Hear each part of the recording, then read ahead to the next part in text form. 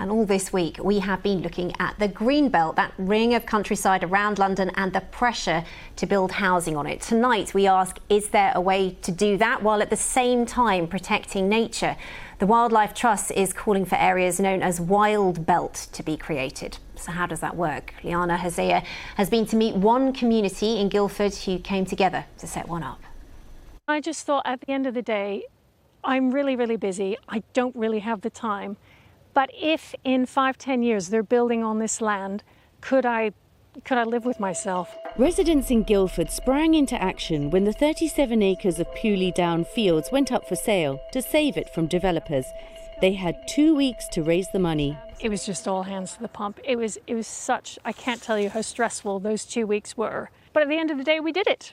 So that was great. We were really very pleased with ourselves. The local school also got involved with raising money so the children could continue to have access to the fields and learn about nature.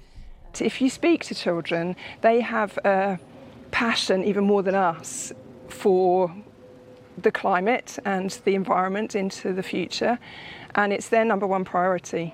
The importance of this part of the Greenbelt is because it connects to the local nature reserve, creating a so-called Wild Belt corridor. So the idea of the Wild Belt is that wildlife can move from beautiful wild fields like this and into larger areas like this. So wildlife can actually thrive alongside the urban environment. The Wild Belt is something that the Wildlife Trust are lobbying government to include in planning laws, which the government is considering. There are plans to build 250,000 houses across the London metropolitan Greenbelt.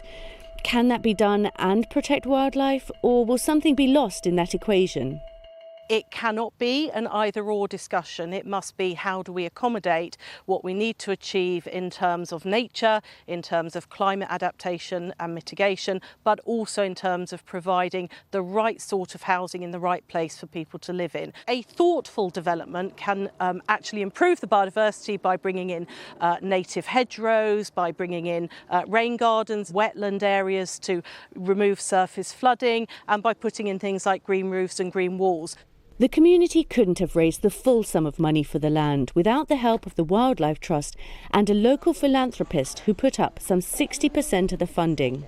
People really need to just stop thinking about their own bank balances and put something back into the community if they possibly can, because it just seems that the people with the least are the people who donate the most in any charitable endeavour, and it's got to stop. Now the government has to decide how to deliver its promise to build, build, build, while meeting its environmental commitments. Leana Hosea, BBC London.